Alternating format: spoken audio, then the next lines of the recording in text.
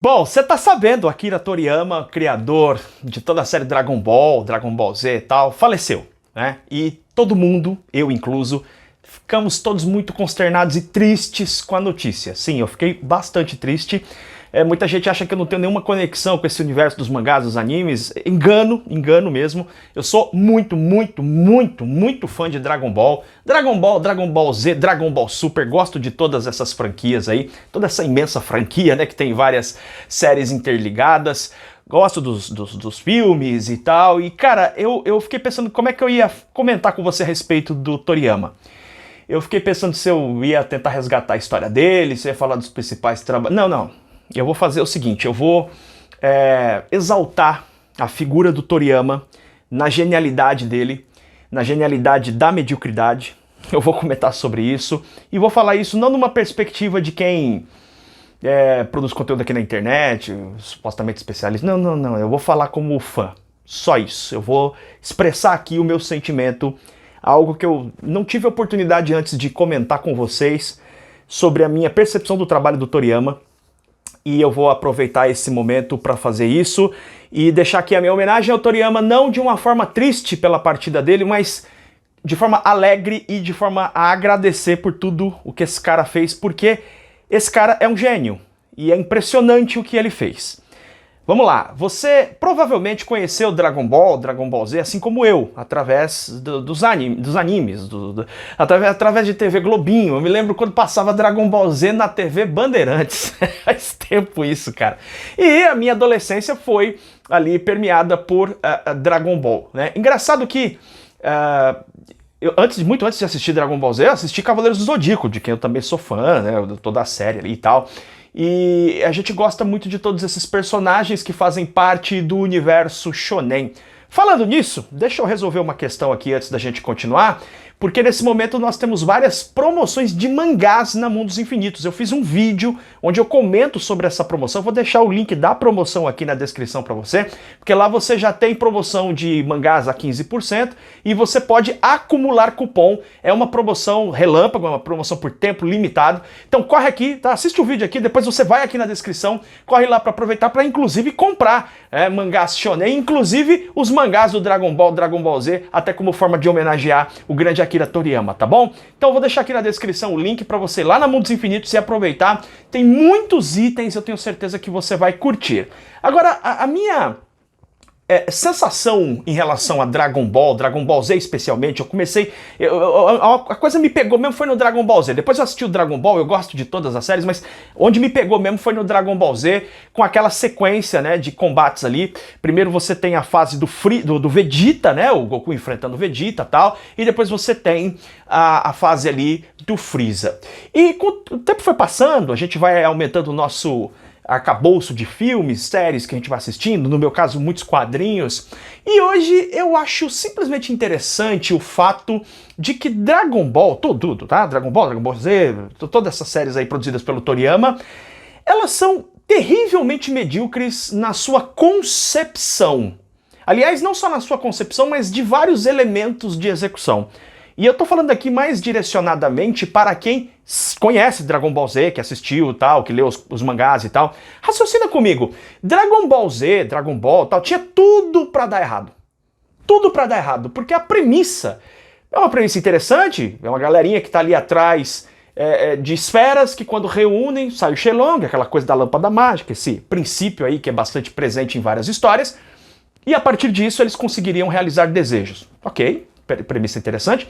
Mas esse universo ele é povoado de seres que não fazem muito sentido, cachorros falantes e coisa e tal. Mas a própria figura do protagonista, o Goku, é muito estranho, porque ele começa de um jeito ali em Dragon Ball, quando passa para Dragon Ball Z ele dá uma virada ali, uma espécie de retcon, né, explicando por que o Goku tem cauda, porque na verdade ele é de um outro planeta, né? A série vai ficar muito mais dramática na fase ali Dragon Ball Z, muito mais violenta, muito mais adulta, entre aspas, né? E a gente vai ver o combate ali com os outros Saiyajins, ele vai lutar contra o próprio irmão, Raditz, juntamente com o Piccolo, que tinha sido seu grande inimigo na série Dragon Ball.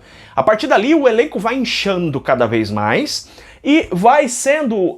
alguns conceitos vão sendo abandonados de forma absolutamente conveniente. Então, por exemplo, O Goku, que quando criança se transformava em um macaco gigante, até o próprio Vegeta acontece isso quando eles lutam da primeira vez.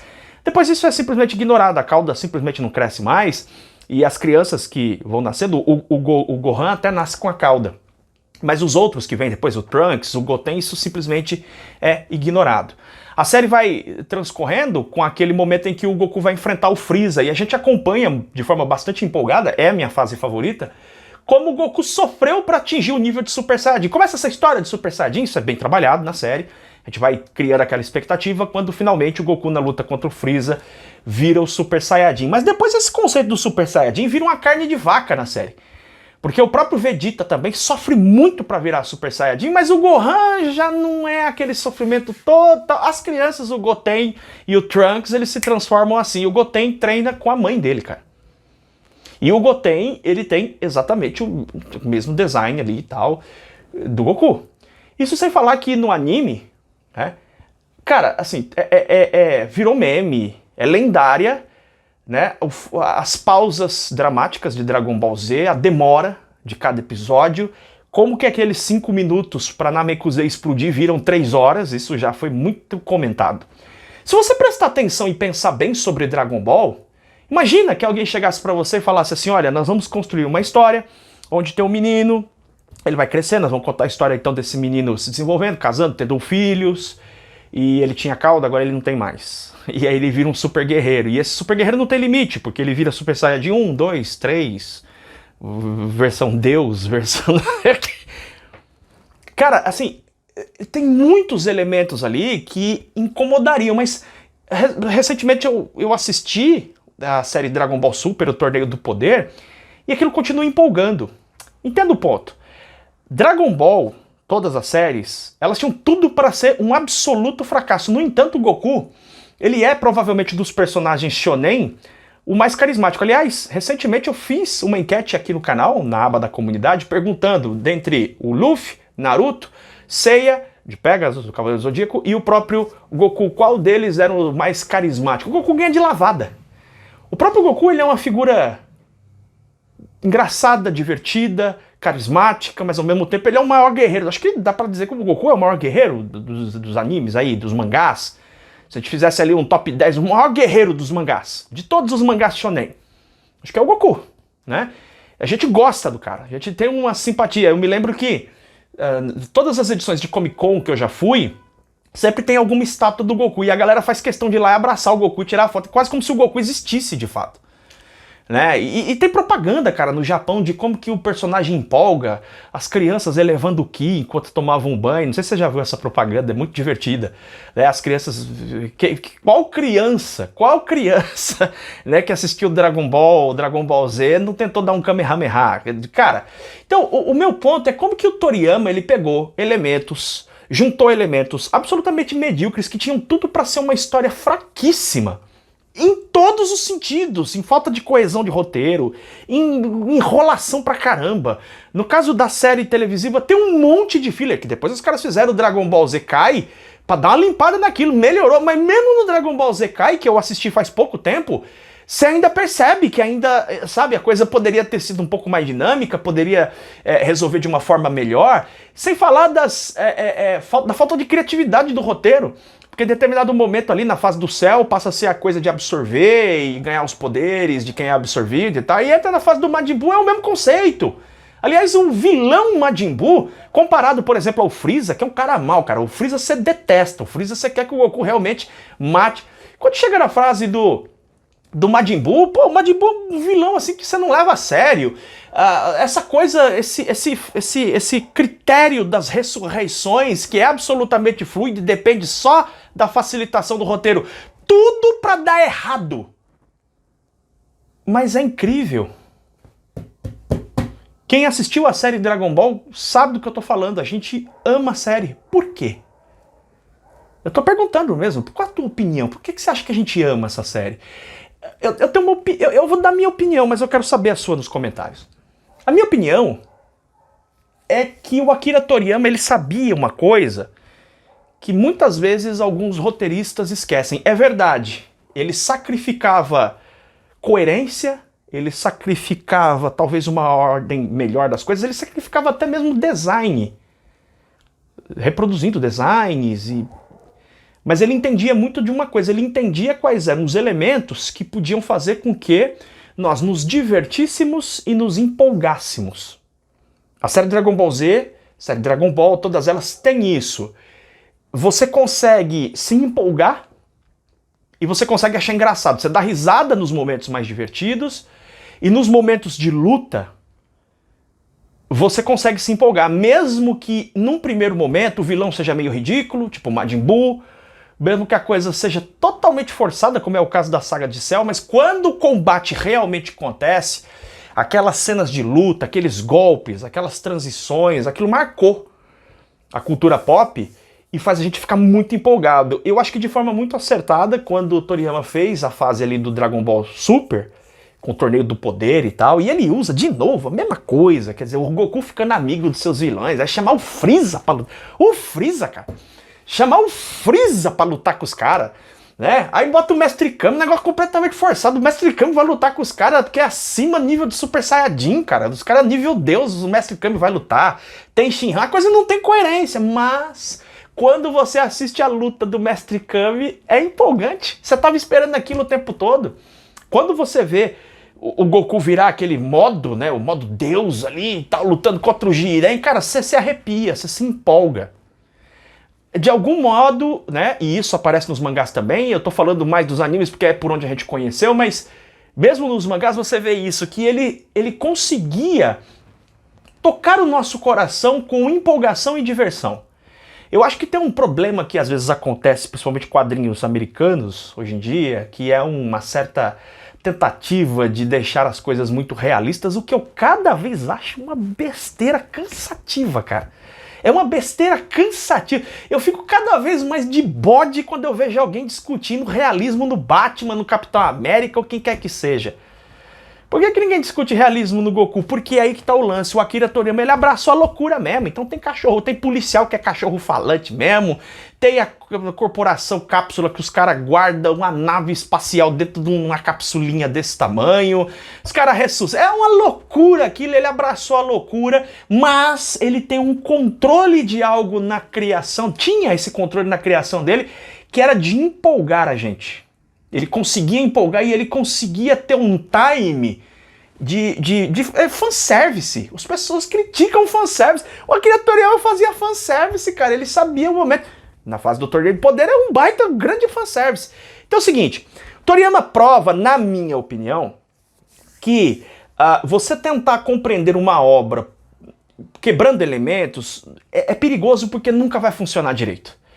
Porque Dragon Ball e toda essa franquia que a gente ama e vai continuar amando, eu vou continuar assistindo, e eu vou assistir a luta do Goku com Freeza mais 1 milhão de vezes na minha vida, porque eu amo, e eu vou continuar me arrepiando quando eu vejo aquela cena do Freeza que pisa na cabeça do Goku, afogando ele, e ele começa a imaginar a terra pegando fogo, e ele começa a ouvir a Tite gritando, e a água começa a ferver, e ele sobe e ele dá o Kamehameha com Kaioken 20 vezes elevado. Cara, toda vez que eu assisto essa cena eu falo, mano, que luta, velho. Esse é o meu Kamehameha favorito de todos, assim, acho muito louca a cena. O Toriyama sabia fazer isso, ele sabia mexer com a gente, empolgar, engajar a gente, mesmo com todos os problemas que a série apresenta. Isso pra mim é algo muito intrigante e interessante, porque Dragon Ball, todas as séries, elas têm todos os elementos da mediocridade. De uma história no máximo mediana. Todos os elementos. Se você esqueceu o sucesso do Dragon Ball, tenta imaginar o roteiro assim, a premissa. Os personagens, a figura do Mestre Kami, a figura do Piccolo, essa coisa de fusão, aí tem fusão que é eterno, tem fusão que não é eterno, volta. O mundo dos mortos, às vezes o cara tá morto, mas pode passar um dia aqui na Terra. É uma loucura. Mas a gente ama, porque o Toriyama, ele conseguiu juntar essa loucura toda e de alguma maneira ele conseguiu, dentro disso, estabelecer uma conexão. Primeiro a gente engaja com os personagens, engaja com a história, de alguma maneira. E conforme você vai assistindo, você começa a torcer muito pelos personagens, especialmente pelo Goku. No Dragon Ball Z os caras tentaram deixar o Goku meio de lado e o protagonista ia ser o Gohan, mas os caras entenderam que não ia rolar. O Gohan é um personagem importante, mas a gente gosta do Goku. E ele conseguiu, talvez das lutas de combates de animes, assim, algumas das mais empolgantes foram lutas que a gente viu em Dragon Ball. Dragon Ball Z, a luta do Goku com Vegeta, a luta do Goku com Freeza, a luta do Goku contra o Majin Buu, do Vegeta também, a luta do Goku contra o Jiren, no Torneio do Poder. Então o Toriyama, ele é o gênio da mediocridade, ele com muito pouco ele fez muita coisa. Ele pegou um plot completamente quebrado, esquisito, cheio de elementos estranhíssimos, tudo pra dar errado, e o cara fez talvez o maior anime shonen de todos os tempos. Sem falar dos outros trabalhos que ele fez, eu não vou nem tocar nesse assunto, porque tá todo mundo falando dos outros trabalhos. Ele tinha projetos em desenvolvimento, quando veio a falecer, infelizmente, no começo desse mês de março de 2024. Toriyama foi o gênio, como eu coloquei no título, o gênio da mediocridade. E isso, pra mim, não é nenhum demérito, ao contrário. Mostra que o homem foi brabíssimo mesmo. Ele foi muito acima das expectativas e ele conseguiu fazer muita coisa com pouca coisa, ou talvez mais do que com pouca coisa. Ele fez muita coisa com muitos elementos que tinham pouco a entregar. Tem muito elemento, mas são elementos fracos. No entanto, ele conseguiu colar isso e fazer um negócio sensacional. Eu só tenho a agradecer ao Akira Toriyama. Eu me sinto muito grato por ter vivido na mesma época que esse homem. E só tenho a agradecer, e esse vídeo é uma pequena homenagem porque foram incontáveis horas em que o Toriyama, através das suas criações, me trouxe diversão, alegria. Inclusive, em momentos tristes da minha vida, eu me lembro particularmente de um momento onde eu estava muito triste.